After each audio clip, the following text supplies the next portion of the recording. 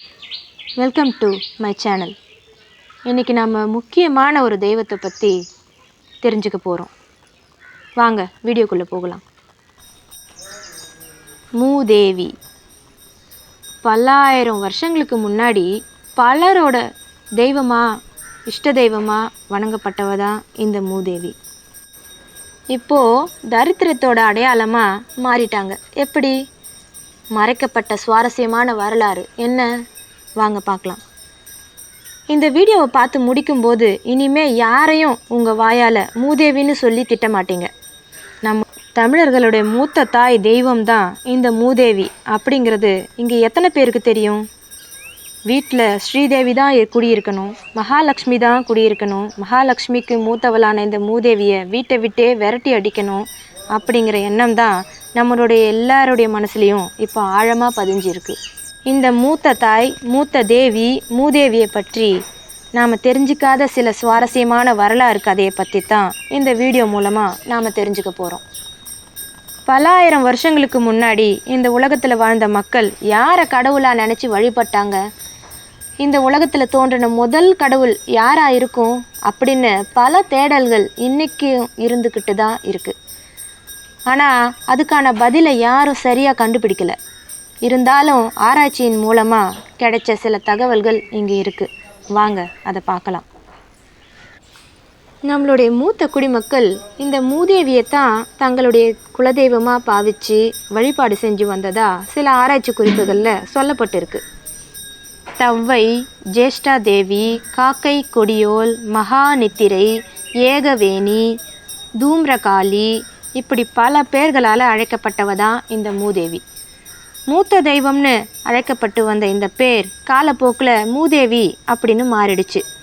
ஸ்ரீதேவிக்கு மூத்த அக்கா தான் இந்த மூதேவி. இது நிறைய பேருக்கு தெரிஞ்சிருக்கும். ஆனால் 8ஆம் நூற்றாண்டில் வாழ்ந்து வந்த பல்லவர்கள் இந்த மூத்த தேவியை குலதெய்வமாக நினச்சி வழிபட்டு இருக்காங்க. பல்லவர்களுக்கு அடுத்ததாக தமிழ்நாட்டை ஆட்சி செஞ்சு வந்த சேர, சோழ, பாண்டிய அரசர்களும் இந்த மூத்த தேவிக்கு முன்னுரிமை கொடுத்து வழிபாட்டு செஞ்சுட்டு வந்தது சில கல்வெட்டு குறிப்புகளில் இருக்குது. இது மட்டும் இல்லைங்க, இந்த மூத்த தேவியை, அதாவது மூதேவியை தவ்வை அப்படிங்கிற பேரில் ஔவையாரும் திருவள்ளுவரும் தங்களுடைய பாடல்களில் குறிப்பிட்டிருக்காங்க.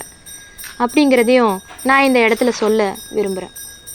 ஸ்ரீதேவி மக்களுக்கு தேவையான செல்வத்தை கொடுக்கறதுக்கு படைக்கப்பட்டதாகவும், மூதேவி வீட்டில் இருக்கும் வறுமையை அடித்து விரட்டுவதுக்கு படைக்கப்பட்டதாகவும் நம்மளோட முன்னோர்களால் பல நூறு வருஷங்களுக்கு முன்னால் சொல்லப்பட்டிருக்கு.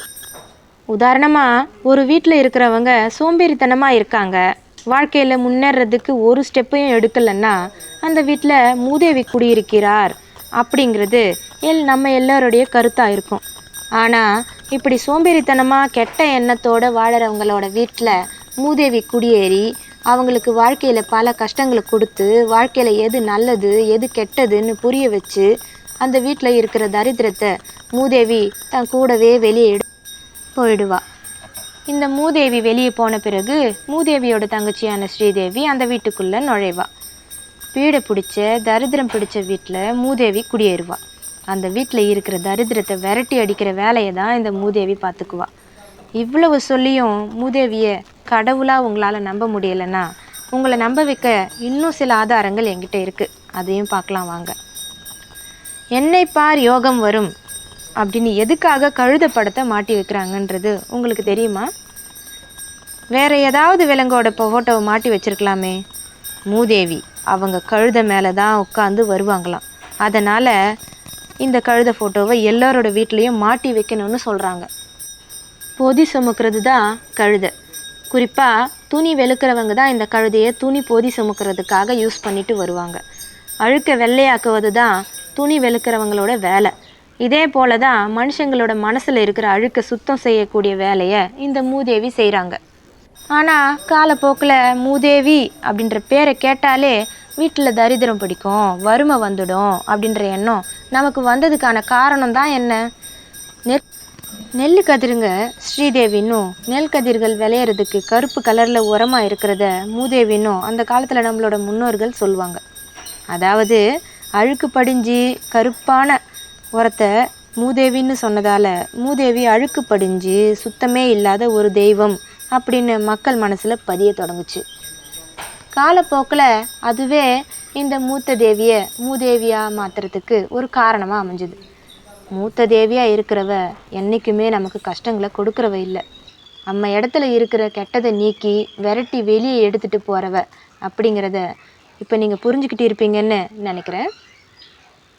இனிமே யாரையாவது மூதேவின்னு சொல்லி திட்டுவீங்களா? கமெண்ட்டில் சொல்லுங்கள். மறுபடியும் ஒரு நல்ல இன்ட்ரெஸ்டிங்கான வீடியோவில் பார்க்கலாம். பாய்.